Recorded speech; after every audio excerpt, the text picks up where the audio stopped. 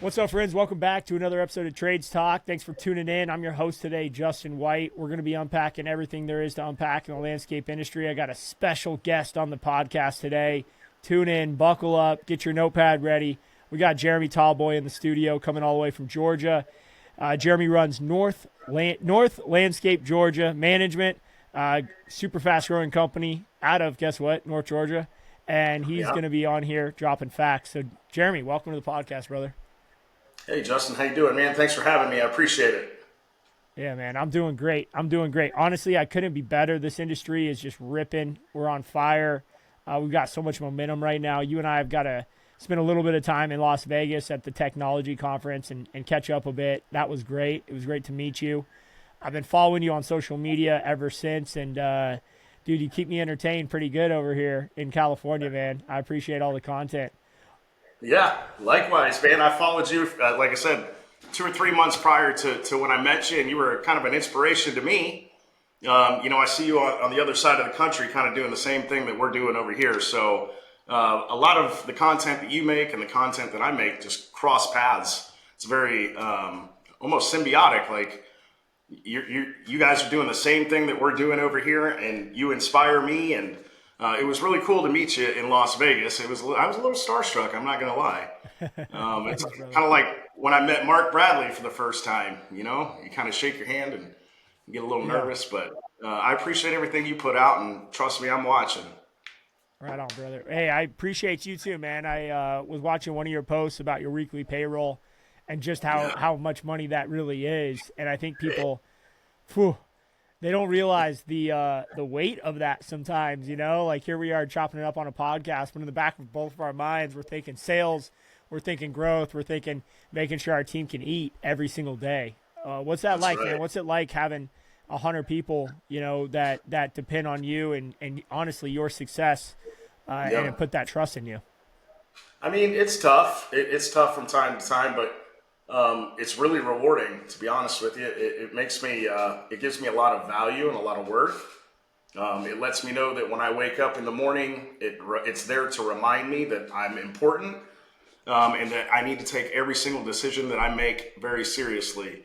When I first started, I was a little kind of fly by the seat of my pants, willy-nilly, and then I had kids, and that's a game changer in itself. You take all your decisions a lot more serious once somebody else enters the room that you're responsible for feeding. So, and then once you get to a certain level and you show up to the shop every day and you see all these people. Now, I tell people all the time, in the peak season, we have about 100 people, but they all have families. So it trickles down, and ultimately it's, let's say, 300 or 400 or 500 people that are relying on you. So you're sitting there in front of your computer, making financial decisions, making investment decisions, strategic decisions, and you got to keep that in the back of your mind that all those people are trusting you to make the right decision to lead the ship. So it can be stressful, but ultimately it's very, very rewarding. Like I said, it gives me purpose, it gives me worth, it gives me value. So I wouldn't trade it for the world. Hell yeah.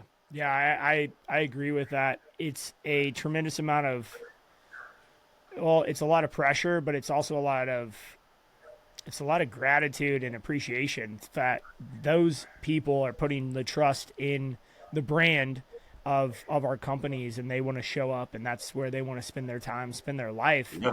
So whenever I tell people, whenever you're feeling burnt out or you're feeling like, I don't even know if I'm going to keep doing this, all you got to do is think about all those people you impact, start writing their names down on a piece of paper and how hard they work, and your burned out concerns just start to fade away, and you realize, like I'm doing this for a way bigger reason than just myself. Yeah, absolutely. And then think about when you have, your Christmas party, your company events, company cookout, your summer kickoff, and you got all the crews bringing all their little kids, and then you get to meet their little kids, and you become this one big family. It's very rewarding. That's just the best way to put it. So let's back it up a little bit. When it was just you and an idea coming out of college, and you decided, hey, I'm gonna start a landscape company. And let's go back to that. What was going through your mind in whenever that was, right? That was maybe what, 10, 15 years ago now? Yeah, 15 years ago. I Wow. graduated a little late. I took a little hiatus from college. I quit playing baseball, and I was like, you know what? The only reason I'm in college is to play ball. I'm done playing ball. I'm just going to relax. But I was so close to graduating that I went back and finished. Plus, I was going to be a history teacher, so I had to get my degree. Um, while I was taking time off, I was a golf caddy. I naturally being a baseball player, I gravitated towards golf, and I started caddying at the local club, Bears Best in Atlanta, and I was caddying for a lot of football players and a lot of business owners.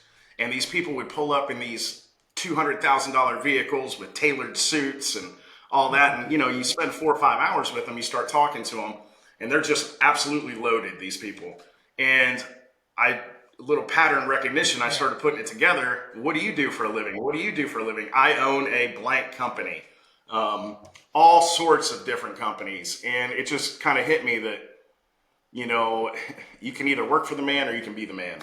And I didn't know what I was going to do. I didn't know the direction, but I just knew I wanted to start something. So I went back to college to finish. All I had to do was pass Spanish, which was very difficult for me, ironically. Yeah, no Um, shit. yeah, right. It's so hard. Once you start having to write paragraphs and stuff, and the professors rip you apart over the stupidest stuff.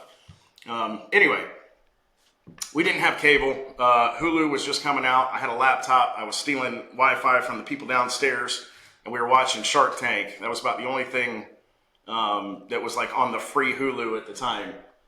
And like Bar Rescue and stuff like those type of entrepreneurial shows on MSNBC. And I just got Yeah. the itch, man, that I wanted to start something, and I didn't know. I had no real world experience other than baseball, and I worked in a restaurant, but I knew I didn't want to start a restaurant. That's a tough business. Um, and now I kind of want to start a baseball business of some sort. I really love baseball. My kids play baseball. I love baseball. It's my favorite thing in the world. But back then, didn't have kids. So I just started thinking, what can I do that what industry can I get into that I can learn the fastest? And I just, for whatever reason, picked landscape. Cutting Mm. grass, how hard could it be? Laying Yeah. sod right, green side up. How difficult could it be? I mean, I was wrong. It's not that easy. But I did it anyway. My dad believed in me. He helped me get started. He got me, or he co-signed on a truck and some equipment, and the rest was on me. And when I tell the story, I tell it. It was probably the dumbest decision that I ever made because I mean I signed on the line and all of a sudden the clock's ticking, and I really didn't put a whole lot of thought into it. It was basically a pipe dream. I mean, inside of me, I I wanted to be successful, but going the landscape route and thinking all that through, I hadn't really done that. I just picked something and went. But I got some advice back in the day, and it was something to the effect of, making the wrong decision or going in the wrong direction fast is better than sitting still and doing nothing. So when I applied that logic to it, it was okay. Just take the leap and go and make adjustments as you go, rather than just kind of sitting there and thinking about it and not taking any action. So yeah, I grabbed a mower and a truck and I started going door to door, and I mean a lot of things happened between then and now, and here we are. It's crazy, but you know back to the social media thing. I think a lot of people gravitate towards my page, one because I'm authentic, but because I started with nothing. And a lot of the people that follow me are still at that. I remember those stages that they are in. And I remember looking up to, now I didn't have Instagram back then, Right. but I remember looking at people around town, the Goliaths, if you will, and saying, Yeah. I want to be like them. I want to compete with them. I didn't have Instagram as a resource back then to follow people like you, and learn tricks of the trade and just get that knowledge every day. I mean, 3, 4, 5 posts a day, following 30 different pages and just absorbing all that knowledge and learning. I had to do it kind of the hard way. So I think that's why people gravitate towards me so much, is because I'm one of those stories where if I can do it, you can do it. Trust me. Because Yeah. I had no business cutting grass. I mean, I didn't even cut my own grass. I'm telling you, Justin, it was the dumbest decision that I ever made when I looked. What the hell was I thinking? And just to be honest with you, man, I'm super blessed. You know, God has looked out for me the entire way. I mean, I got some stories. I almost cut my leg off with some gas shears trying to trim bushes. That's how inexperienced I was, you know. Yeah. But I walked away unscathed, and here I am. So I got a Was lot of stories to share. Trust me, I Yeah, do. I bet, man. I bet. And so I wonder, one of my questions right off from that story is, you seem like the kind of guy that when you come up like when you sign on the dotted line, like you're just going to make it. You're going to make it happen. Like when you Yeah, leverage yourself against that amount of adversity, it's almost the yeah, best thing you can do for your personal responsiveness, because you're now going to be leveraged, yeah. externally from the bank. Like, I'm going to make that fucking payment no matter what. That's Like, that is exactly going to right. be, That's so right. I can So relate to that. yeah, I do my best work under pressure. I did the same thing in Yeah. college. Are you going to give me all semester to write this 30-page paper? Cool. I'm going to wait till the last minute Yeah. and Like, watch under pressure. what happens.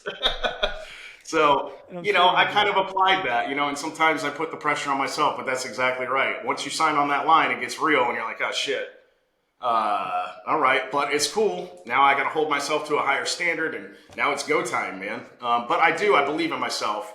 And, you know, when I tell the story, my dad believed in me too, which is um, super awesome.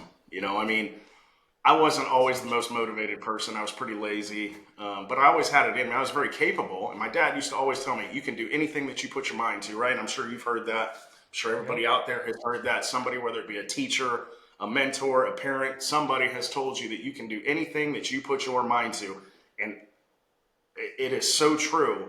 And everybody's different, but a lot of people's issue is they just don't put their mind to whatever it is. But once they find that thing, you know, it's kind of it's something special. So this is when I signed on the dotted line, it was go time, and like I said, the pressure was mounting, and I really just didn't want to embarrass myself and let my dad down, and I just hit the ground running. And but like I said, I got really lucky a lot along the way, and you know, I don't call it luck, I call it blessings. I think there was a bigger plan all along, and you know, I'm blessed. So, but Yep. I work Yeah. really hard. Yeah. And you're here for a reason. I mean, I think people look at those kind of stories like yours and like mine, and they kind of just say, well, they got lucky, and they were at the right place at the right time. And I think there's a lot of validity for sure to that. But there's no there's no amount of luck that's going to make up for not working hard. It's That's like, right. Let me talk. Let yeah, me say something about that. yeah. Talking about showing Let's up. hear that. Yeah, I made a video about this, I don't know, 6, 8 weeks ago about Wally Pipp. Wally Pipp was the first baseman that got replaced by Lou Gehrig because he didn't show up one day because he decided that he wanted to go gamble on horses. So he told the coach that he had a headache, and in stepped Lou Gehrig. Lou Gehrig never missed a game. Iron Man, 2,100 and something consecutive games. The power of showing up, okay? When I saw you at that one dinner, where the hell were we? It was with Mark Bradley, yeah, in Dallas. Yeah, in Dallas. That's right. Yeah. I coached my kids' baseball team, and we had a tournament that Sunday. You know, they were inviting me to that dinner. I did not want to miss it. That's one of my um, new promises to myself, is that I'm going to show up to everything that I'm invited to, industry wise. I'm going to meet people. There's so much value in connections and networking. Stuff that, you know, the things that I really didn't place a whole lot of emphasis in early on, but now I really understand the value of it. Anyway, I had to finagle coaching these games, getting to the championship game, moving flights, every time we won a game, I'd have to move my flight again just so that I could get there. And lo and behold, I got there at 8 o'clock, right when the food was being served.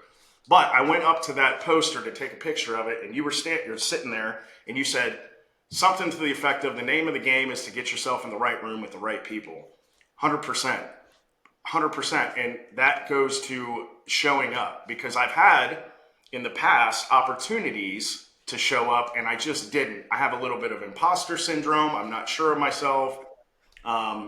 You're entering these rooms with just giants in the industry, and you're nervous and you're shy and all that, so you just don't go. But I found once you start showing up, it gets easier and easier and easier, and every single time you meet somebody else that just has an impact on you and provides value to you, or vice versa. And that's really the cool part is, and I'm sure you can attest to this, is now I kind of position myself where I'm helping other people. And people are excited to meet me just as much as I am to meet the Mark Bradleys or the Jonathan Potoshniks. And I've told them that face to face, like, the inspiration that you guys have given me, I am now giving back to the game, right? Giving back to the people. And that's a really cool spot to be. But all that to say, you have to show up. You have to show up. Don't be shy, and don't run from these opportunities. When the universe puts these opportunities in front of you, it is now incumbent upon you to walk through that damn door and give it your best shot. So I'll never forget that time I saw you, and you said that because it's funny. I don't know if I told you that night, but I was literally taking a picture of that poster to post it with the caption of exactly what you said. It's something about getting a seat at the right table. But for me, it's getting yourself in the right room in front of the right people. And I pray, that God allows me to say and do the right things. So it's funny when you turned and said that to me. It was just kind of this energy. It was kind of wild. But that is a big thing that I have made a promise to myself moving forward, that I'm not going to miss any opportunities unless there's youth baseball. If there's youth baseball, sorry, I can't make it. Yeah, make it. You got to have your priorities, but you managed to make both of them that weekend, which is pretty cool. Yeah, absolutely. The reason I said that to you is because I had taken that same picture about 30 seconds before you walked up. Really? Oh, See? Yeah, man. It's funny how it works, man. Because I'm looking at this poster, right? And shout out to Mark Bradley for putting so many amazing, diverse people in a room. Yeah. And I'm looking at all these names. I'm like, oh my gosh, so-and-so, so-and-so, so-and-so. So I had to take a picture. And it was just such an incredible moment. I think all of us were in the room. And it's this, Mark does this. It's like this shared sense of gratitude together.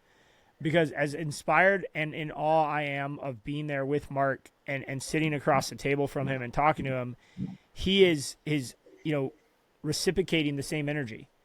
And he'll do that no matter who you are at any time, day or night. It could be 2 or 3 in the morning at one of the events, and it doesn't matter who it is. Like, he will match your energy, and it doesn't matter who your name is or anything.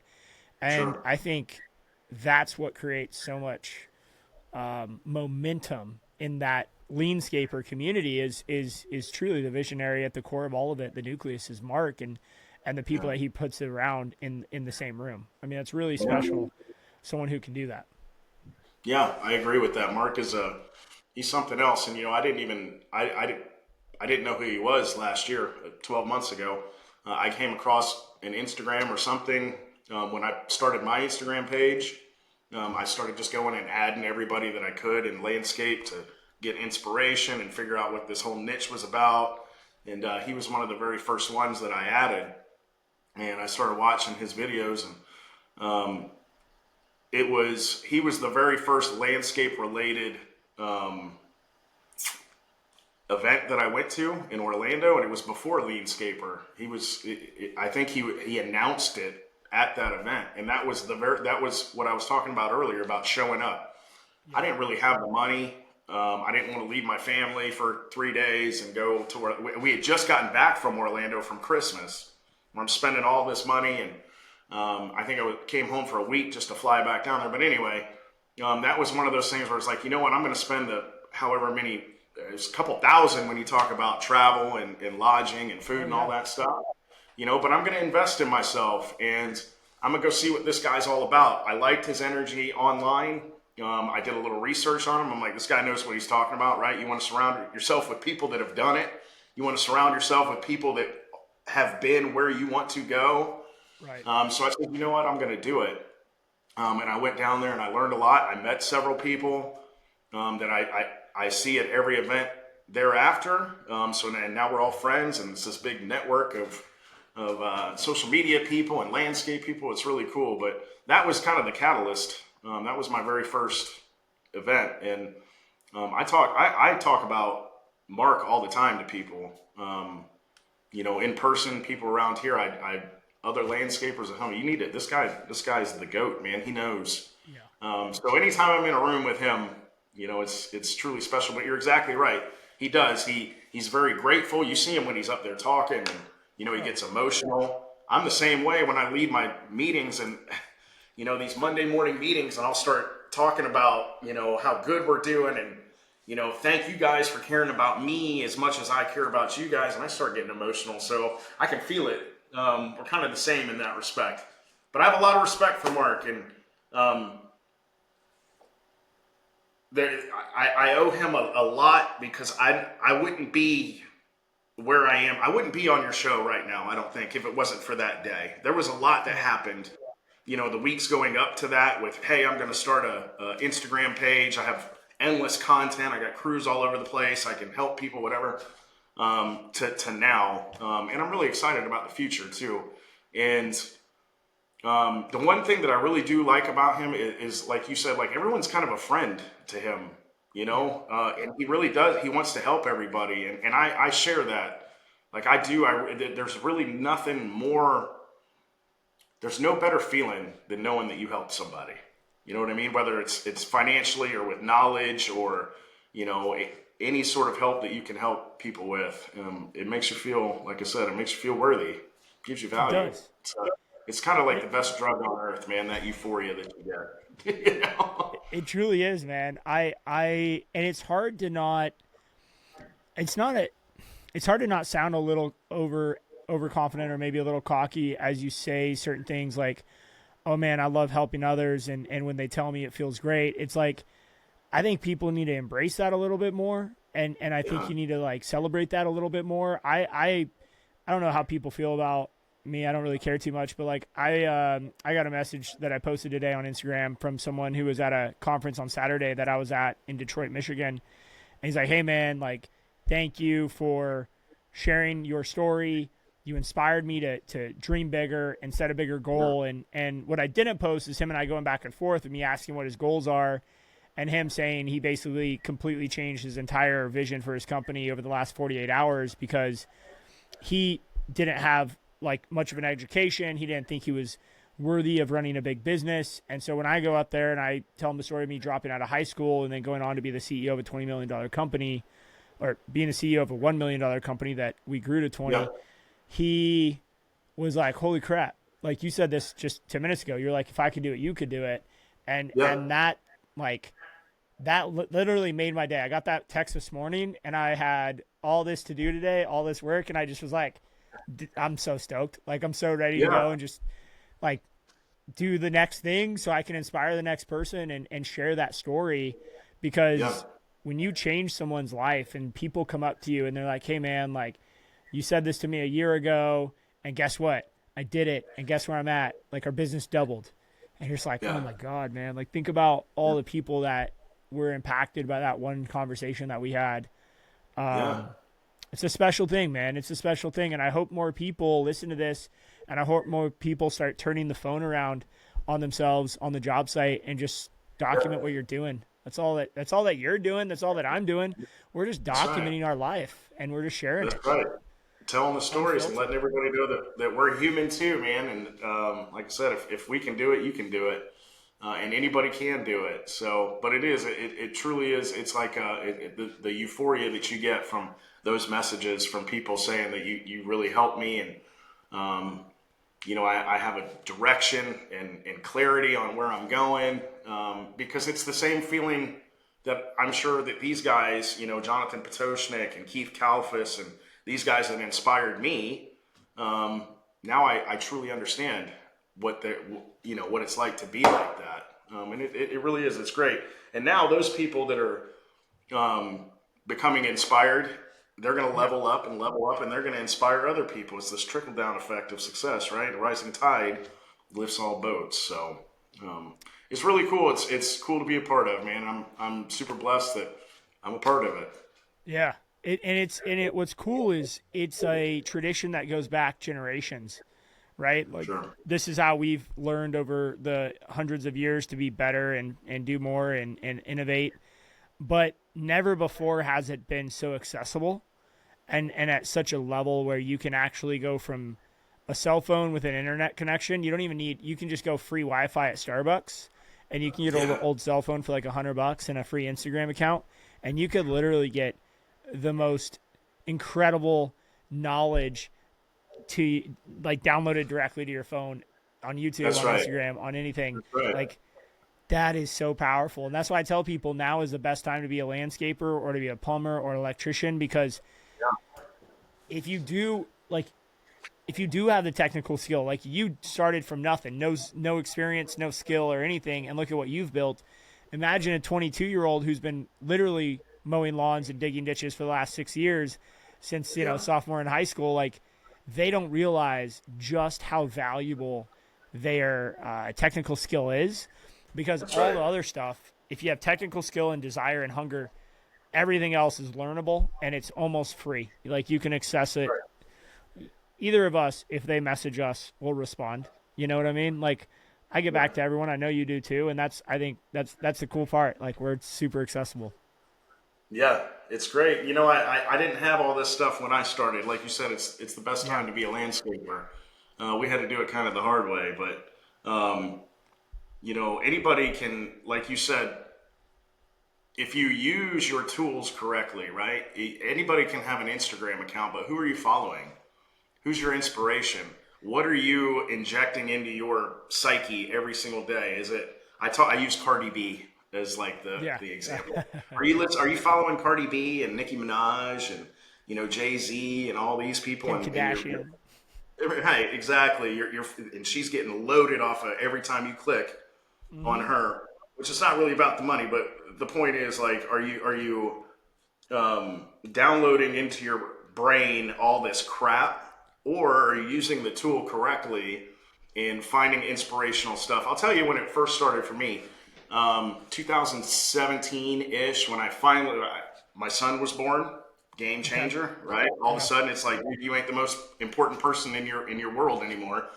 You better take this seriously. In addition to that, you have a chance to do something great if you just do it right. And I started listening to motivational people, not landscape specific, but just Steve Harvey, for instance. Steve Mm-hmm. Harvey, who knew that man Right. was such an inspirational, motivational speaker? But listen to his stories.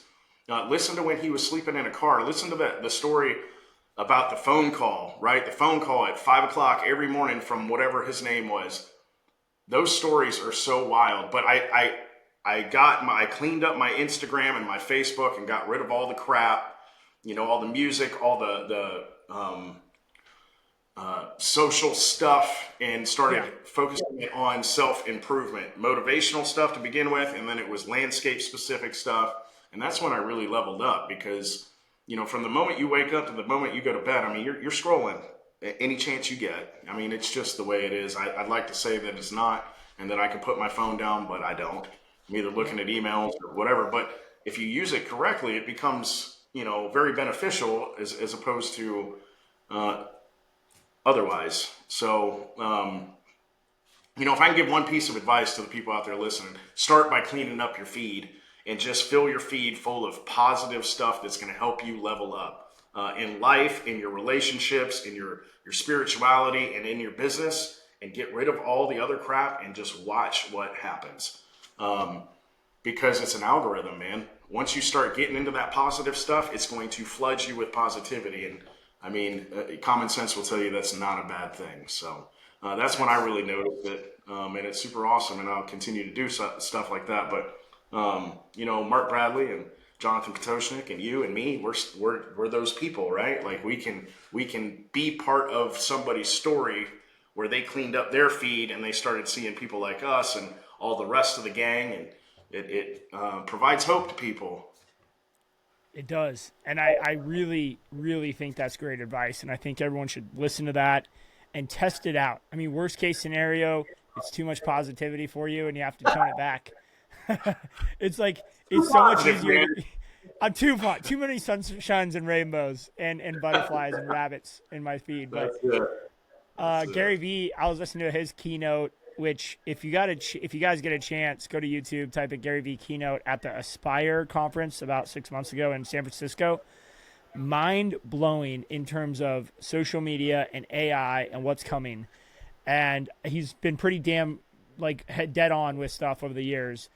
And he said the same thing you did, Jer. He said, look, you need to look and audit your feed regularly because whatever you're putting into it, it's going to give you back out. So if you hate your job and you're, pissed off at this and you are partying a lot, you're going to get that algorithm and it's just going to create more and more of that. And if you change that and you go positive and you start actually being intentional about your feed, which if we're going to consume all the content on these social media platforms that we do, why would you not be intentional about what you consume? And it's not so easy, but anyone could go on right now and start searching motivational content. Tony Robbins, you can start searching what your industry is. You can start searching Simon Sinek and then go into Simon Sinek and then who is he on the podcast with? Okay, go look at that. One podcast I really like is the Diary of the CEO. I forget the host of it, but he's like a UK guy and he's awesome. Stephen Bartlett. And I would say follow him because he has all these amazing people on his podcast and they're all in his Instagram. You then get to follow theirs and it just changes things. You also get to open up your mind a little bit. Nothing against the high school buddies that we grew up with. And I love talking about the football game or whatever with them on Monday, but you've got to realize that the world's a lot bigger than your community that you live in and like where you went to high school, and start building out your algorithm and your following into those areas so you can really understand just the opportunity that's in front of you in your life and in your business. Yeah, absolutely. And like you said, you can never have too much positivity. I've not met anybody yet that has said, man, my life is too positive. I need some more doom and gloom. But, again, when you tap into that algorithm, it just floods you and it grows exponentially, and you're going to learn something new every day. And that becomes the catalyst to the next level. And you can accomplish anything and everything that you've ever wanted once you make that decision, because right here on your phone, it's going to take you there. Every day, you're going to get one step closer because the algorithm is going to know what you're looking for. And it is your job to train the algorithm to help you, to guide you towards success, because it can do the exact opposite if you let it. So, control it and don't let it control you, and use it for positive navigation is what I call it. Yeah, I like that. I think no matter what we do on social media, we're often reflecting what we like to consume or what we consume. And I think people struggle with creating content because if all they're following are these big names, right? Jay-Z, Cardi B, as you said, I mean, it's really hard to replicate that type of content because they have marketing teams that are spending tens of 20 millions every year building this creative network.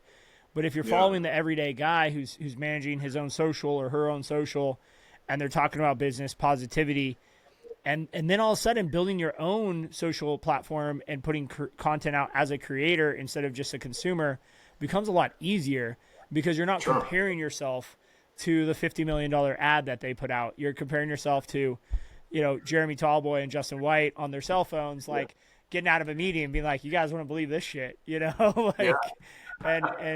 you could replicate that. We all go through challenges. All day, every day. That's what it's about. Chronicle your challenges, man, because it's not unique to you. It's not. Everybody can sympathize with it. Everybody can relate to it, which makes it so popular. So let me ask you. There's not a lot of people that will allow themselves to be vulnerable enough to put out losses, but people yearn for that. They really do. It humanizes you. I think I'm a part of the CEO peer group called Vistage.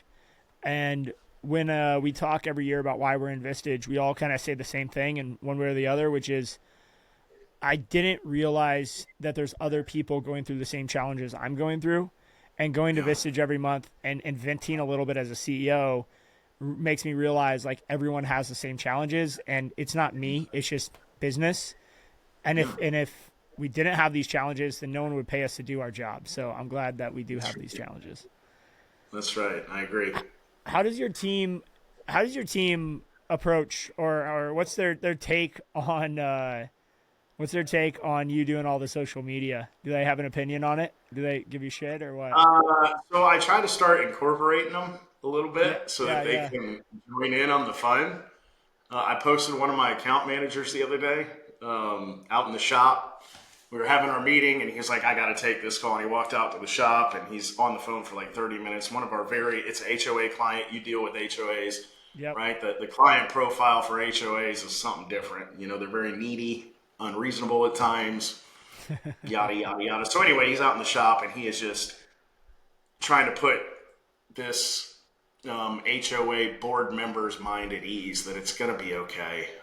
Trust me, it's going to be okay. But anyway, he's pacing around, and he's just getting it from her, and not in a bad way. It's just they're always scared about something. But anyway, I posted him. I was just like, look at him out there, just dude. He's such an all-star, and absolutely, my whole team is a bunch of all-stars. I'm super blessed to have the team that I have, and I've kissed a lot of frogs to get to where I'm at now.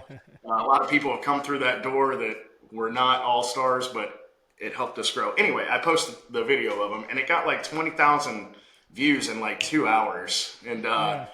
so I'm starting to like incorporate them and let them get in on the action, but they tease me about it. To answer Oh your yeah. question, my director of business development, Lauren, absolute all-star. I mean, she has, just to put it into perspective, she has grown our maintenance division by 50% in the last 12 months, revenue-wise. Yeah, absolutely. The best hire, the best addition that I think I've ever made. And she actually came from multifamily. She was a multifamily manager. So, she understands that side of the industry. A lot of the new accounts that she's brought us are multifamily accounts just from her network. Anyway, the point of Right. that is she's always like, don't let your head get so big. You're a celebrity, this, that. And like, she's always putting it in emails and text messages to my wife and stuff like that. So to answer your question, I get teased a lot about it, man. Yeah. They're always like, "Oh, you're a big shot now." I'm really not.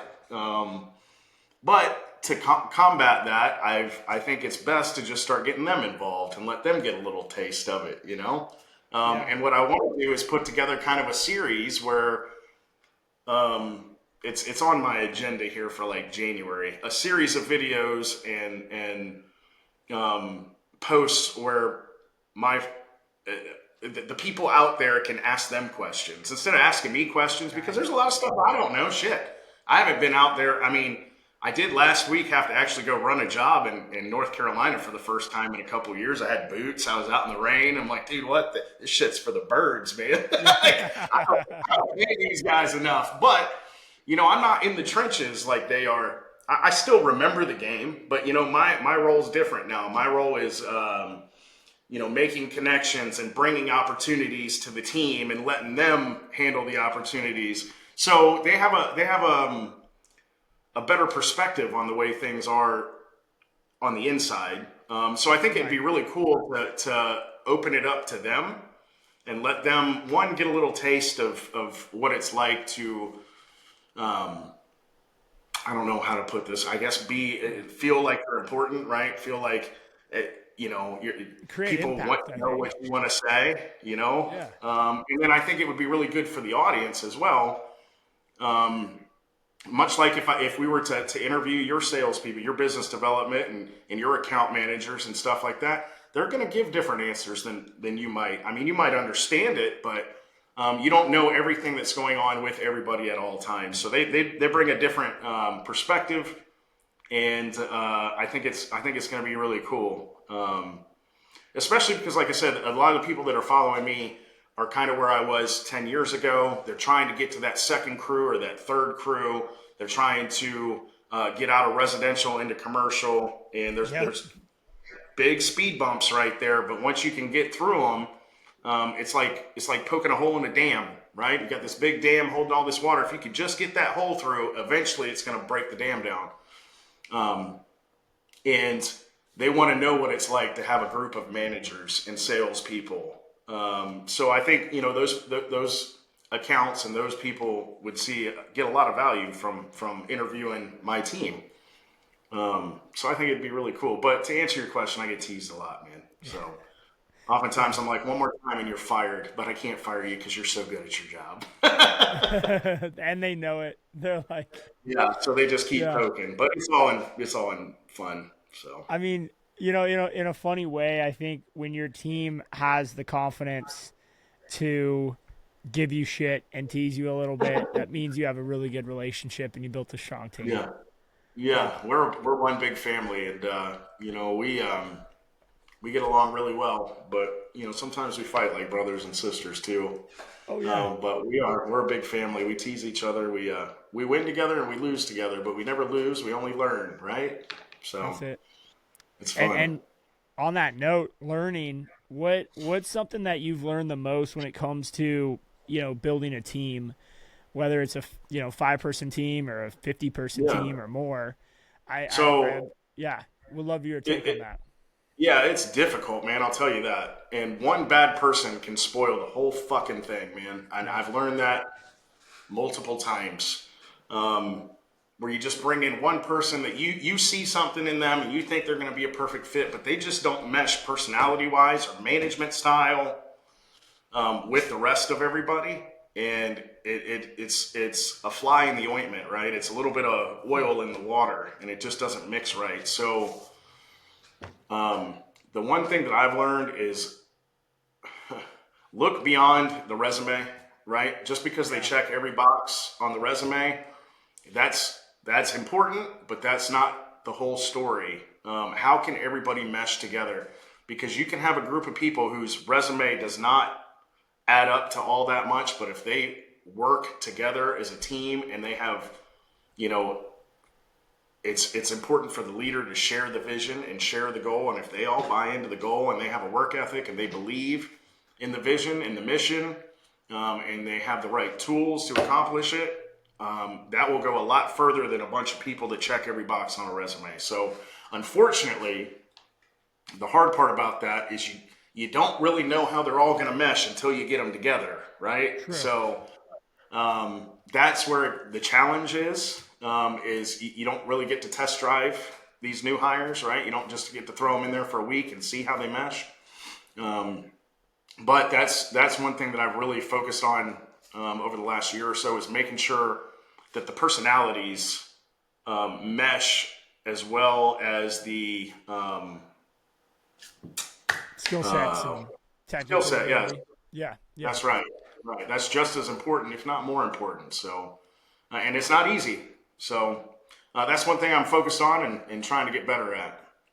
Yeah, I'd agree with that. I think most people know that when they have a bad person, they know it. And so some people follow up questions like, well, how do you know you have a bad person? It's like, well, if you're asking that question, then you probably know, and you probably know who it is as we are talking about this.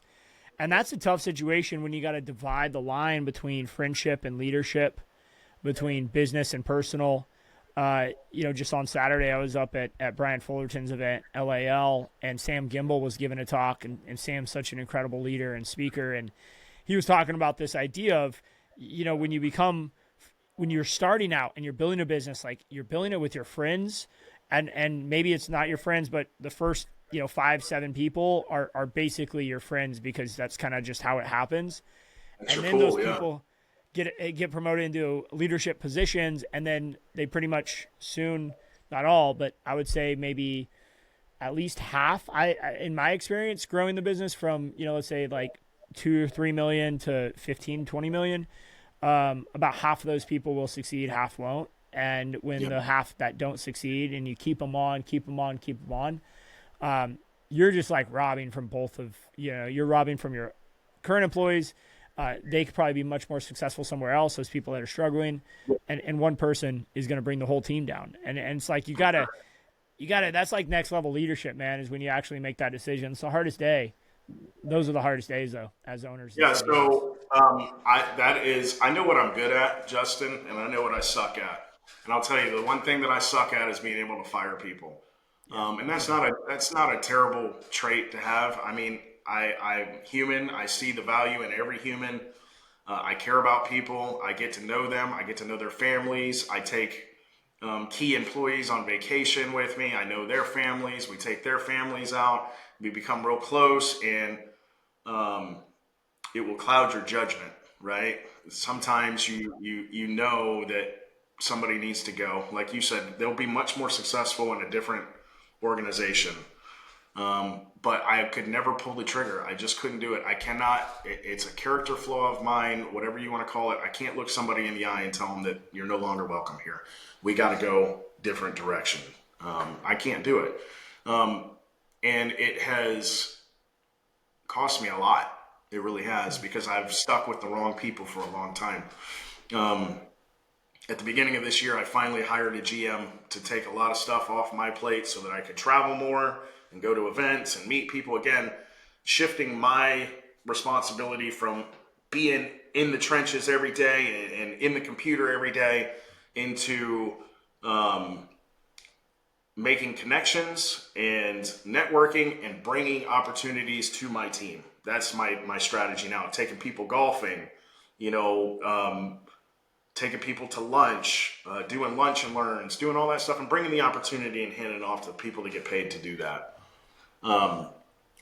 And so in doing that, I was able to hire a GM, and the GM now makes all those hard decisions for me. Yeah. And he cleaned house in the first couple of weeks. I mean, it was separation letter after separation letter after separation letter. And one of them was one of my really good friends, an account manager that I care dearly about. I actually baptized him.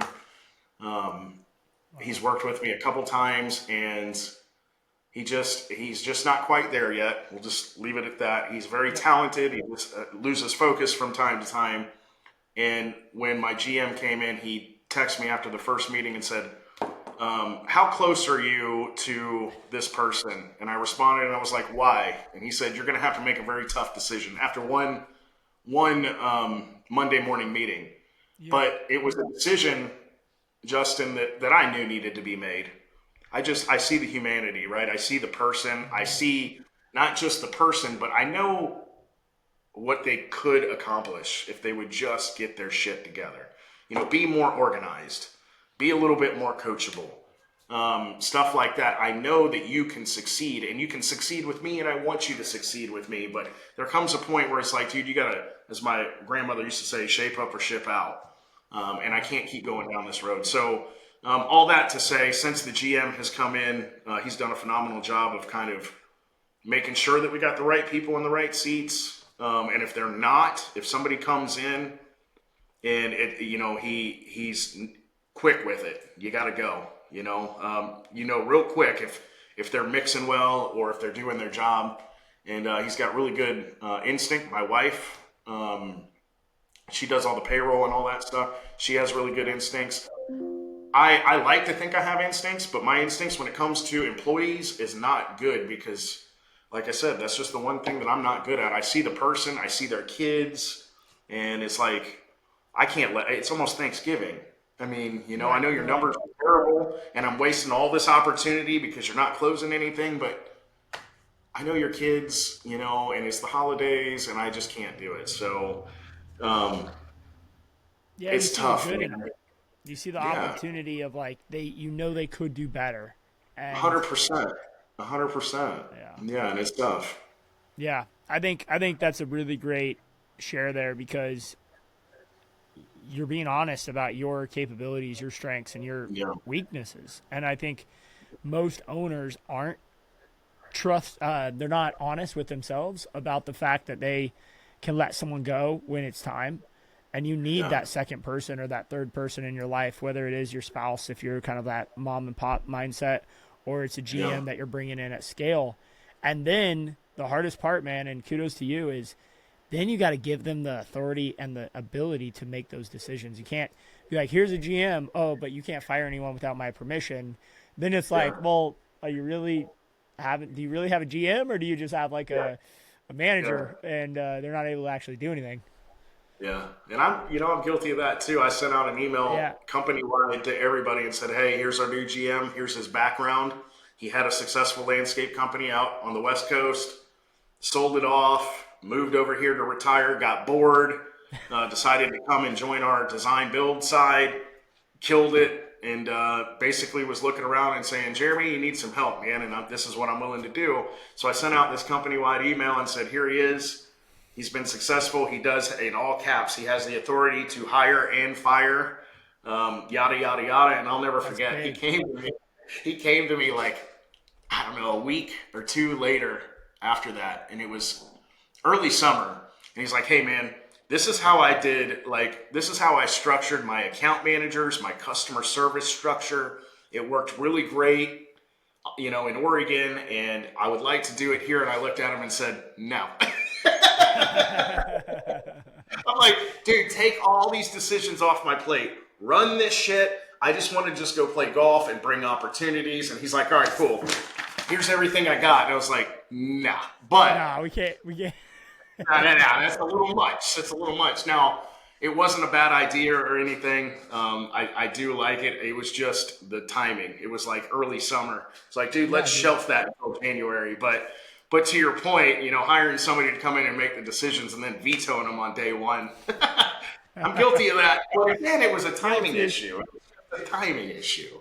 Yeah, man. I mean, I don't know I don't know a leader that isn't guilty of that, because no matter how much you try to let go, and I know if anyone from my team is listening to this right now, they know it's so hard. And it's not because I mean, some people, they do have this control issue. I have a passion issue. Like, I'm so passionate about our success that I just am like, well, wait a minute. I think we should do it like this. But sometimes I think we should do it like this turns into do this. And that, I think, is the little bit of a tweak that I'm trying to make in 2026. Yeah, exactly. Yeah. Instead of like vetoing something, saying maybe, well, I would like to suggest, consider this. I always call it things to consider. Well, consider this, this, and this. For instance, you want to make this change with this portfolio, but you do know that I worked for 3 years to get that opportunity. I spent X amount of thousands of dollars, lunches, lunch and learns, presentations up on stage. Finally got, a small portfolio from them, a little book of business. Do you really want to do that? I don't think so, because that could, ruffle some feathers, and I don't want to lose that opportunity. But I think the key is don't give them all unchecked authority immediately. You got to inch them into it, right? And then they build trust through a series of good decisions and good execution. You get more trust, and you're able to step away one step at a time, as opposed to just handing it off and running away. That's just never going to happen. I mean, at least not with me, because again, I started this with nothing. I've been through everything. I've worked every single position at the building. I've been the mechanic, the sales guy, the ditch digger, customer service, back office, front office. I've done every job. So there's nobody else that can say that at NGLM. So I'm a little bit more invested. But like you said, I'm passionate about it. And the most important thing to me with my company, our company, is our reputation. I want, like, let's say I go to a big presentation, a big lunch and learn for a large property management company, a nationwide property management company. When I go up there and I spend 15, 20 minutes up on stage with the microphone and I'm pitching everybody, when my team leaves, I want everybody to say they're the best. That's what I care about. How do we get there? That's a story for a different day. That's for the Monday morning meetings and the strategy meetings and all that. But that's the ultimate goal, is when they talk about Jeremy, or they talk about NGLM, or they talk about anybody on my team, I want them to say they're the best, because I've heard so many times when I'm at a HOA meeting or a multifamily meeting where they're talking about whoever their current provider is, and it is just bad. It is not good. And I do not want to ever be, in that situation. So that's my goal. And every decision that I make, that is top of mind for me and for my team. Like I said, I got a really great team right now that shares that vision. So with that being said, it's a little bit more difficult to just pass off all the decisions to other people. Even though I do trust and believe that they have that same vision, they share that same vision. But again, I've been here since day one, so I'm a little bit more invested. Yeah. But I think the key is, like I said, just inch yourself away one step at a time to where you can fully divest, not fully divest, but at least relinquish that control. And, you know, through a series of good decisions, they earn the trust, and you can just sit back and go play golf, man, which is the goal. Yeah, man. I want to go play golf and take people and like I said, bring opportunities to bring them back to my all-star team, and I tee it up and they hit it out the park, man. It's very simple. It's a very simple strategy. It's a simple and it's a scalable strategy with that. I've talked to a lot of company owners who are 50, 60, 70 million in revenue, and almost all of those owners have that in common, where they're like the whale hunters, and they bring in 5 to 10 whales a year. And then they're the face of the company, and they're the optimistic energy. They're the vision creator. They are the new hire gets brought in. I'm going to go talk to them and get them pumped up to work here and tell them the story about when we had, you know, no employees or 5 employees. And they can scale that because every opportunity comes in, goes into the funnel, and is handled with such precision and consistency that you get to be known as a company that's not reliant on the owner. And I think in today's world, especially in bigger markets like Atlanta, like this Bay Area we were at in California, the clients are looking for companies that are not so small where the owner is doing everything. That's a liability for them. But they're starting to move away from the big private equity backed brands because they're just like, man, I don't know. They aren't getting good results in those HOA board meetings. And so they're looking for guys like us. Yeah, I'm going to talk about that just for a second. You know, I get called, and I'm sure you do too, get calls from private equity all the time. I had 2 of them on Friday. Typically, I don't take the calls because I'm not interested at this point. I have no interest in selling my company until I get to a certain point, which I foresee to be 10 years away probably. But on Friday, I decided to take 2 of those calls back to back. Just again, because you don't know what you don't know. It's good experience for if I ever get to that point. You know, I know what to expect. I know the questions they're going to ask. You know, I played golf with Jeff Hartness one time, nice. And, you know, he kind of walked me through all that, you know, get all your compliance in order. So it's good to get the experience whether you're interested or not. But the point of this is I'm excited about private equity being so interested in my competition and me, not because I want to sell to them, but because they have no fucking idea about customer service. They have no idea about it. And they come in and they buy up my competitors and they lose all the damn accounts. And those accounts start coming to me because we focus on customer service. I don't know what it is about this private equity stuff, but they come in and, you know, it's a game. It's a house flipping game to them. They want to invest a bunch of money and cut down payroll, and they lose that personability, and these clients don't want to deal with them anymore because they're not getting the level of service that they hired the previous company. And we are the beneficiary of that because now we're starting to get all the calls when they're like, you know, company X is not taking care of us anymore. And I know the story of company X because I saw it on LinkedIn, you know, 6 months prior or a year prior. And every time I see it now, oh, you recapitalized? Let's go. There's a whole nother bucket in about 6 months that's going to be calling people like me. So, you know, at NGLM, we really focus on the client experience and customer service. And that's something that I really figured out as part of the game to success 5 years ago, maybe. I wish I'd have learned it earlier. I was always the guy that when my phone rang, I didn't want to answer it because I knew I was getting yelled at, right? But from all those experiences, I learned how to get ahead of things.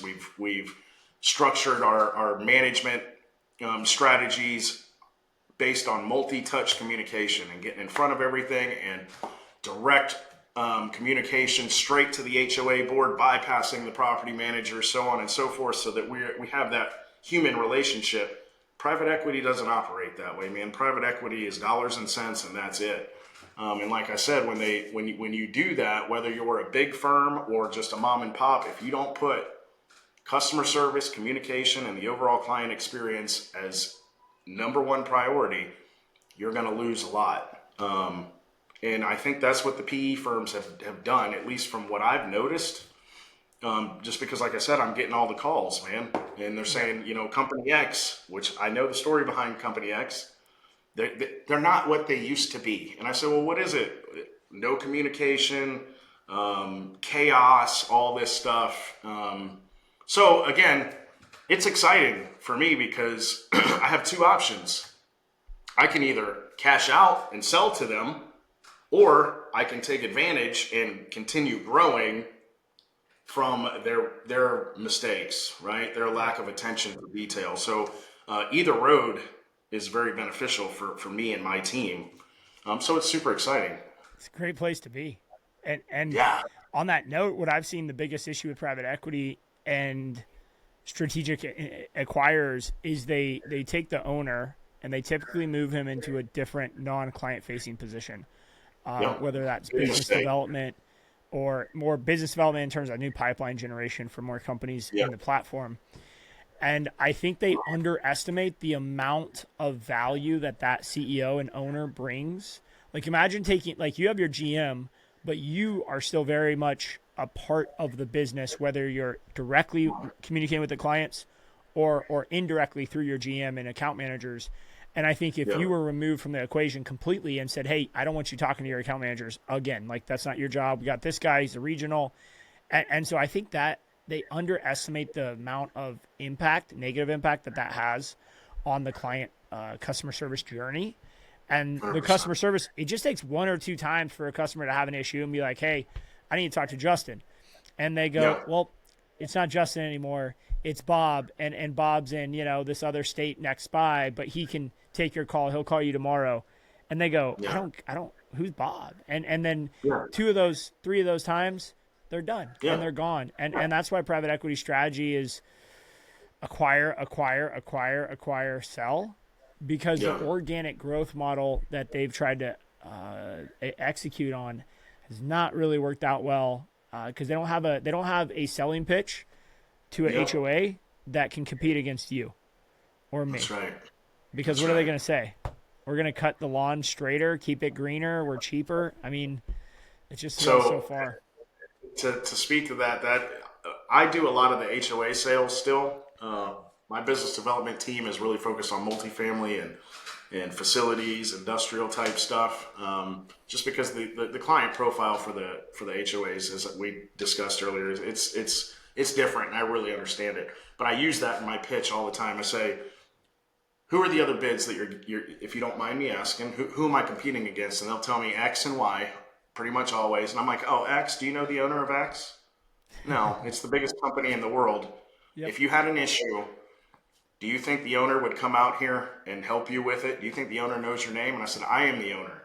And we're not huge, but we're big enough to handle any of your problems. But to me, you're not just a number. You're a client, you're a relationship, you're a partnership, and you will always have access to me. Now, that doesn't mean to call me and abuse this, but if you ever needed the owner of NGLM, I could be here.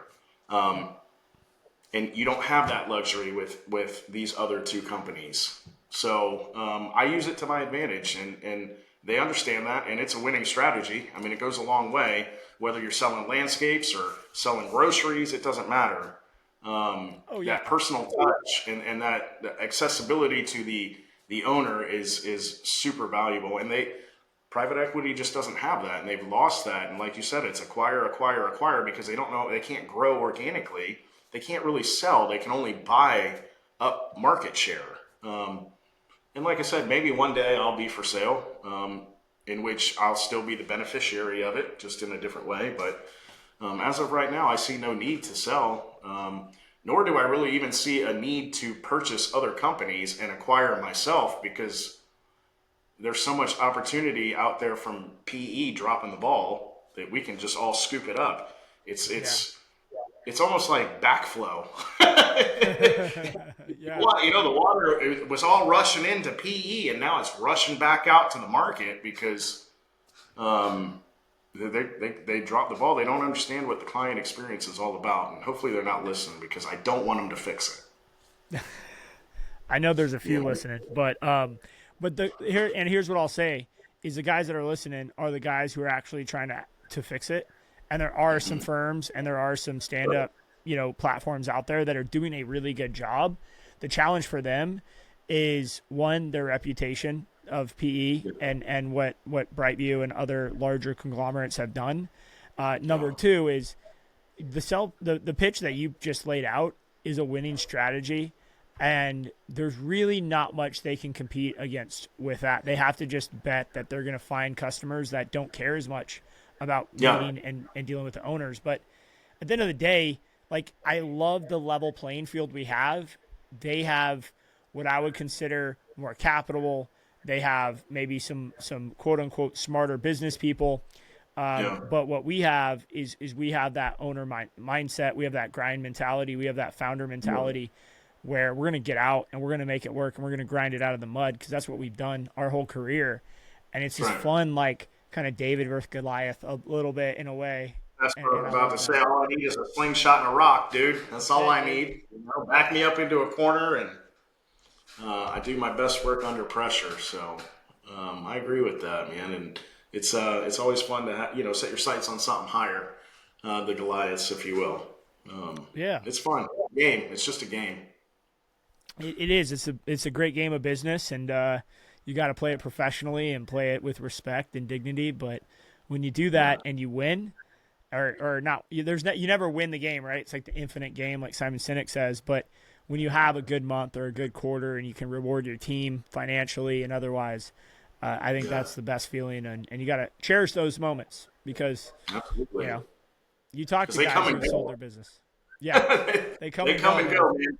Peaks and valleys, man. And there's times when you're in the bottom of that valley and you don't think it's ever going to end, and there's no end in sight or whatever, but you just kind of remember all the other times where you thought, how am I going to get out of this? And the old adage, man, what doesn't kill you makes you stronger, man. And we never lose, we only learn.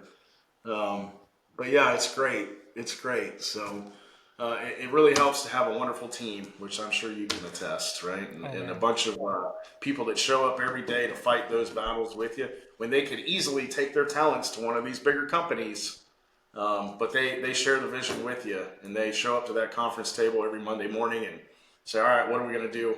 You got more rocks for these slingshots or what? Yeah. Yeah, where are we going to war next? Yeah, it's great. If there's one takeaway from this podcast, I think for me, it's the people. Build the right team, hire the right people, and hold on to them. Don't lose them. Yeah.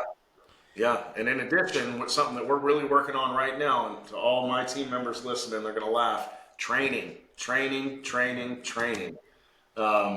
We've always been a kind of a trial by fire type of company, but we're really standardizing our training. We signed up with Greenius and Element. Mark Sedgley's got something really cool going on over there.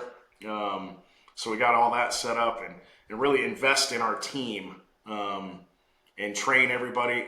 Not only does it help them, right? It is the rocks for their slingshot, but it's also scalable. So that's something we're really focused on right now. So the next time I come and talk to you, we can kind of talk about how that's going, because I've never had a real training program, and we got it all set up today. It's been a long journey, several months of getting it set up. So now it's set up. So 2026 is going to be a year for the ages, I think, because to be as successful as we have been without some of those cornerstones that you need for success. Imagine when we start injecting some of those things. I think the sky's the limit. So. In our next conversation, we'll talk about that. Perfect. And I would add to that, that's, I think, going to be your rocket fuel to go from, that 10 to 20 mark. Because when we got onto a business management software and we brought on Greenius, that was game changing. And we've pretty much doubled from 10 to 20 million, and we barely added employees. We went from like 100 to 135, 140 employees, but we doubled our revenue because everybody was able to be more efficient. They knew what the score of the game was, thanks to, in your case, LMN. They knew what the expectations were, and then we gave them the training to actually go and execute those things. And that makes all the difference, man. So I mean, we didn't talk too much about the future of where you're going and where Jeremy Talboy is going to be at in 26 through 2035, but it sounds like you guys got some pretty big stuff cooking. Yeah, we do. It's super exciting. Super exciting. So can't wait to share it. All right, man. Well, hey, we end every episode with a trade secret, a little bit of a signature move on this one. So, you know, all the stuff you've given us in the last hour, I'm going to ask for one more nugget, one last parting gift, if you will. What's something you've learned, man, that you want to share? Yeah, so I can't give you any of my secrets, or they won't be secrets, man. But I will tell you this. Here's one thing you got to have a reliable CRM, okay? For me, the thing that helped me the most was I use Jobber. Getting Jobber in 2019 to organize everything, to make us much more efficient, all that stuff, keep everything organized, enhance the customer service, communication, client experience. It was my biggest mistake, I will say, is not doing that stuff earlier. So anybody out there listening that doesn't have a CRM, I was the kind of guy that when people would call me with a product, I would just say, that's $100 a month. I can't afford it. And I didn't really look at the value of it and what it would save me or the return that I would get from it. And a CRM, whether it's LMN, Jobber, Service Autopilot, Aspire, whichever one fits your mold, you can never do that too early. Do it sooner rather than later. And that is the one thing that I would go back and change, is implementing that as early as possible. I mean, from day one, even if it's yard book for free. That will help you scale as faster than anything else, in my opinion. Now, as far as an actual trade secret, I'll give you one. Okay. I hate sharing this because it's my secret. Got him. We got him. We got him. Yeah, you got me. So I don't know about you, where you're at, but for us with the HOAs and the multifamily, their biggest complaint was bushes, their hedges. Our bushes are always overgrown. Or take, for example, a large HOA that has, let's say, 300 townhouses, some manor homes, whatever the case may be, 3 entrances, pool, clubhouse, all that. Most companies, even the bigger companies, they prune all the hedges and the shrubs in sections. You got zone A, zone B, so on and so forth. Your mowing crew comes in and they mow for 5-6 hours, and then they grab hedge trimmers and they hit one zone at a time. Well, the issue with that is the entire community is never tight at one time. And in addition, you'll have homeowners that say, well, you know, my neighbor's hedges look fantastic, and mine do not. Why'd they stop there? Why couldn't they do this? I have family coming in. So it's a very big issue. When I go meet HOAs and I ask them what their biggest pain points are, it's always lack of communication, which is why I say get the CRM as fast as you can, because that will help with your organization and your communication. But the number 2 biggest complaint is always the bushes. So you can use growth inhibitors on the bushes as long as the HOA will allow you to. But my secret, my strategic advantage that nobody here does, and I hope it stays that way, is I have dedicated pruning crews. So we schedule out the prunings. The HOA contracts have 5 prunings, so we schedule it out about every 2 months. In the growing season, it gets a little bit tighter. But anyway, if I have a 6-man crew, instead of having them prune for the last 2 hours of every day, each zone, I took one guy off of each crew, grabbed some flatbeds, filled it up with pruners and blowers and vacuums, and we send them out on a schedule to prune everything. And then while they're pruning everything, you know, some of these properties take 6 guys 5, 6, 7 days. They're large properties.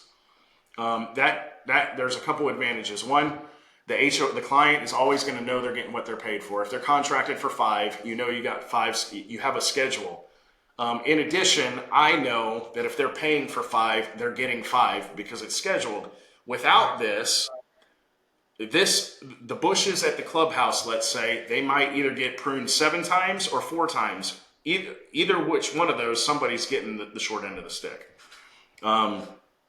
So that was my bright idea to kind of solve that problem and separate myself from the rest, was to create a dedicated pruning crew. So once they prune it, they can spray it with PGRs and keep it tight. They can also do the bed maintenance. We put down some prodiamine in the beds to keep the weeds at bay. So they have more to do than just that. And it has really worked out well. It's a good pitch for me when I meet clients. I always ask them what your biggest pain points are. When they get to the bushes, I say, aha, I got a solution for you. Check this out. And they're always like, that's a really great idea. So I'll say this, I haven't really tracked it profitability wise. I do think I take a little bit of a hit because I'm dispatching a separate crew to the same property. I haven't really run the numbers on it. I do think it costs me a little bit of profit, but I think it bolsters our reputation and the quality of work that we do, which, as I said, is more important to me than the money. The money will follow if you can take care of that stuff. So I don't know if that satisfies a trade secret, but that is my secret. Dedicated pruning crew, man. Yeah, and if you go out and ask to anybody out there listening, if you go to a multifamily or HOA bid, ask them what their biggest pain points are. I guarantee you bushes are one of them. And this is a solution to it. Again, it may cost you a little bit of money, but money's not the most important thing. And if you do things right, the money will follow. So it has really worked out well for us. It's a good pitch, and it works out well throughout the year. You know, we don't really get behind. All of our properties look tight, and like I said, it works out really well. So up until this point, I've always been able to say we're the only one that does that. But now that I've let it out, Justin, I don't know if I'm going to be able to say that very long. So thank you for that. Yep, we got you. Well, I mean, at least what I say is I like kind of dare everybody to try to change as fast as we change, or as fast as you guys adopt new ideas like that. And the truth is, the competitors, they'll listen to this and they won't do anything about it. Yeah. They'll think about it. Yeah. They won't make it into the plan. So I think about that all the time, because there's certain things I don't want to say on my Instagram page because I don't want to train my competition too much. Yeah. And I think of that same idea. Well, a lot of people, they don't take anything that's actionable out of it. They listen to it, they nod their head, and then they go back to the status quo. But the ones that are capable are going to do it, and those are the ones you got to worry about. Those are the ones that are going to get us. Yeah, those are the ones you got to worry about. So hopefully they took the day off today. But. Yeah, man. Well, I love that mindset. There's a buddy of mine in Las Vegas. I won't say his name because he didn't give me permission to share it, but he has a similar strategy. Cool. And he actually runs a 15-person crew for his pruning crew, and he's just one crew. But I think the numbers work. So as you guys get into that LMN journey, you're going to actually be able to validate those numbers. And I'm going to have you back, though, like in a year to hear how the LMN journey went, and then we'll have some numbers on that, and we can top shop. Yeah, well, it works one way or the other. Even if you're paying for it up front, you get it on the back end with retention, with reputation, with referrals, all that stuff. So it ends up paying for itself. And much like everything in business, you kind of got to dish out that money ahead of time and sit back and wait for the return. So, but that's interesting because I have not heard of anybody I thought that was unique to me. I don't know how long he's been doing it. I've been doing it for 3 years now. So if he's been doing it longer, then I tip my hat to him for a great idea. But if I've been doing it longer, I feel like it's my idea. But either way, it's a good idea.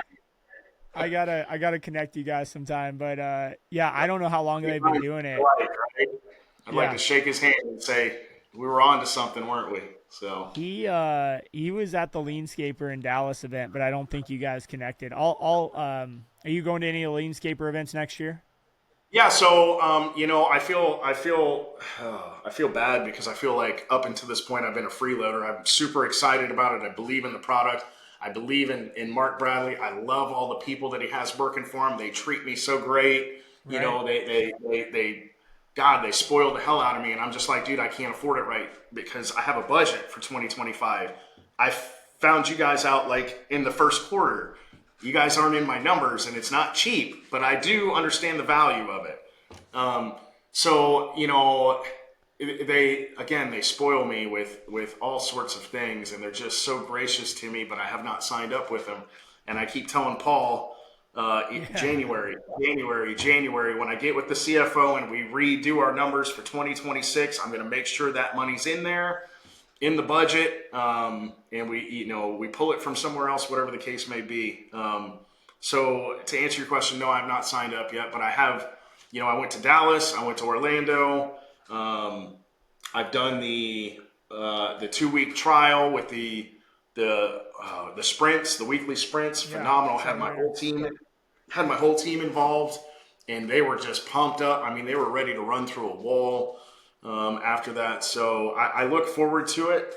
We have been using again, like a freeloader, all the free stuff. Doing all the SOPs, getting all sorts of everything in there and ready to go for January, when we actually become part of the team. That there's a lot of resources already loaded in there. But I am super excited about it. Like I said, I totally believe in the product. I believe in the vision, and I believe most importantly in the people behind it. Right. I can't tell you how much I'm inspired by Mark and his whole team of people. They're just, it's fantastic. It's inspiring. It gives me energy. It gives me hope, all that stuff. So I'm super excited. 2026 is going to be phenomenal. Yeah, man. And I can't wait to get going. Well, I'll look forward to seeing you at some events. I'll be in the one in Scottsdale in January, and we're taking a big leap on the K&D side, and in a similar way, because we've built so many other systems and we're on EOS and everything, but we're making a big pivot, and I haven't quite announced that publicly exactly what that means, but we're so can I ask you, I mean, you've been on so this is how I came about. I learned about EOS and traction. Yeah. This all came together like in January. Well, like I said, when I really made a push to get all that crap off my Instagram and really focus on stuff that's going to help me level up. And, the traction came about, and reading into the EOS and all that stuff. And then Lean Scaper came, and I was all in on EOS, trying to learn it. And I posted on my LinkedIn, and I had clients of mine, big fish of mine, reaching out to me saying, we're on EOS, let me help you. And that really bolstered our relationship, right? Now they're like, dude, I really trust Jeremy. Like, he understands what's up. And then Lean Scaper came, and I'm like, this is like EOS, but like for landscapers. So, I mean, how do you see that? How do you like EOS, and what has it done for you, and what are the parallels with Lean Scaper and all that? So I think first off, EOS is great, and any operating system honestly is great. Like Ken Thomas with Advisor, they've got a thing called the Green Dot operating system. Any operating system that you can bring into your business is going to be better than none. So first and foremost, we brought EOS in 2018. And it changed our world. I mean, it changed. I believe it changed everything about the trajectory of our company and how we got here. Right.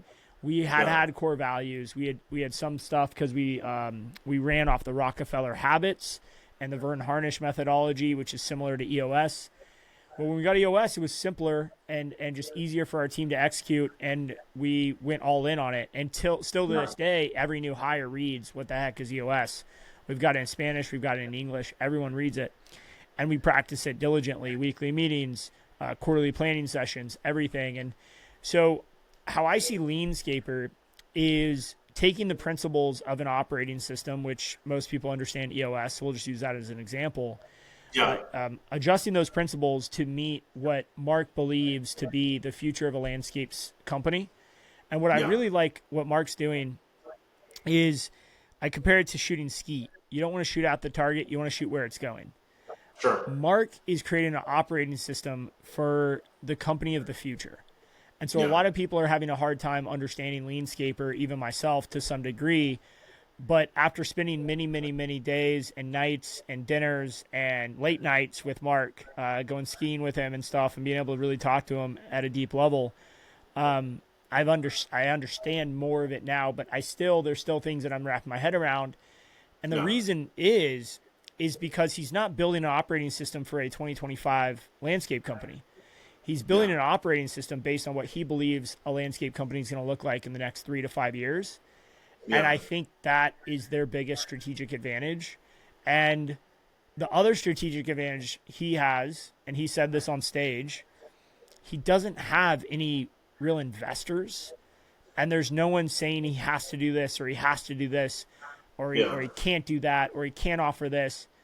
And that is just like you and I selling to an HOA saying, hey, we're the owner. You want to talk to me? I'm the owner. And what does Mark say to every single person that joins Lean Scaper is like, dude, if you need help, like I will come and like I will come to you or you come to me. Yeah. I'll invite you to my house in Canada and you can come meet with me. And so I think that's the advantage Lean Scaper has over EOS today and why we're considering really going all in and moving away from EOS, which we haven't fully decided or publicized, but that's the direction. Yeah, and that's what I wanted to ask you. When I was in Dallas, I was sitting at a table with several guys that ran EOS, and one of them, their brother was an implementer, and I had a implementation meeting already set up before I went to Dallas, and I postponed it. Oh, right. So I started seeing the similarities, and I'm like, do I really want to pay for both? I mean, I would prefer a landscape specific EOS if there is such a thing. And again, I'm still really wet behind the ears when it comes to this. I'm just learning from you guys, right? I'm on LinkedIn. I'm seeing it, and once you get in the algorithm, you start seeing more. So, but I do know that it is one of the foundations of so many successful companies. So it's something that needs to be on my agenda. But again, as soon as I started hitting the ground running with it and getting the ball rolling on it, here came Lean Scaper, and I definitely don't want to do both. So I think you kind of answered my question, but. It's exciting, man. In January, I'm gonna go ahead and put it in the budget and sign up, and hopefully it does what I think it's going to do. Now we do a lot of that stuff, the weekly meetings and the quarterly strategic meetings and all that stuff. But there's so much. I don't know what I don't know. There's so much more. But what I do know is it's at the foundation of so many successful companies that you either implement it or you get left behind. So it's exciting, man. Yeah, it's an exciting time, man. And I think when I look at any operating system that you guys roll out, whether it's Lean Scaper, EOS, or something else, I believe you guys are going to be successful no matter 100%. What it is. It's just a matter of my decision-making paradox is who do I want to spend time with? What conferences do I want to go to? I've been to the EOS conferences. They're fantastic. Like, they're really, really great. I've gone to Lean Scaper events. If I had a choice, I'd go to Lean Scaper over the EOS. Simply put, I fucking love landscaping, and I've decided to make this my home for now. And so that's where my decision was swayed more towards Lean Scaper, just simply for that reason. But, dude, you know I share that. Yeah. I was just going to say, like, I'm putting this in the episode. Like, this is great stuff for people to listen to, just us, like, going through this process, because I think a lot of people have these same questions, and I appreciate you answering and being candid and open about that. Yeah, absolutely. Anytime, buddy. Anytime. Well, all right, I appreciate guys. you having me on, man. Yeah. Oh man, thanks for coming on. Thanks for hanging out. Hey, look, how can people find you, man? You're on Instagram, you're on LinkedIn, you're all over the place. Jeremy Talboy. But what's your handle? How can people give you a follow? Yeah. So on Instagram, it's Instagram.com landscape_tycoon. I got that because I have no formal business training whatsoever. I just threw myself into this, and I tell people all the time the only real business training I had was when I was a kid playing a video game that you might remember. It was called Roller Coaster Tycoon, or Dino Park Tycoon was the original, where you got to buy dinosaurs and set the ticket prices. And I remember the first dinosaur I bought was like a T-Rex, and I went bankrupt. That was my formal business. Yeah, that was my business training. I bought a T-Rex. I made the ticket prices like $400 a pop, and nobody showed up. But the name of the game was Dino Park Tycoon. It has always stuck with me. So being a landscaper, I just thought it was a cool name. So on Instagram, landscape_tycoon. And then on LinkedIn, LinkedIn is a lot more professional. That's for me getting in front of my clients. And it's just Jeremy Talboy and North Georgia Landscape Management. But if you're up and coming and you follow me or Justin on LinkedIn, you will see a lot of strategy stuff, stuff that I don't necessarily share on my Instagram, sort of secret stuff. But if you watch our moves on LinkedIn, you can kind of piece it together and kind of see what strategies work and what we're doing now. So that's where you can find me. And as you said earlier, on my Instagram, I do answer all my messages. We get tons of them. I try to set aside about an hour or two a week to answer everybody. And so if you have any sort of questions or you want to ask me anything, just send them out and I will get to you. I appreciate everybody that follows me and listens to me, and just trying to do my part for those that taught me long ago. So yes, sir. I love it, man. Keeping the energy going, feeding the next generation, and disrupting things a little bit along the way. That's right. All right, brother. We'll talk soon. I'll have you back here, and we'll hear about your Greenius LMN journeys. Absolutely. Well, I appreciate it, man. Have a good one. Thanks for tuning in to Trades Talk, where the next generation of disruptors comes to raise the bar. If you got value from today's episode, share it with someone in the trades who's ready to level up.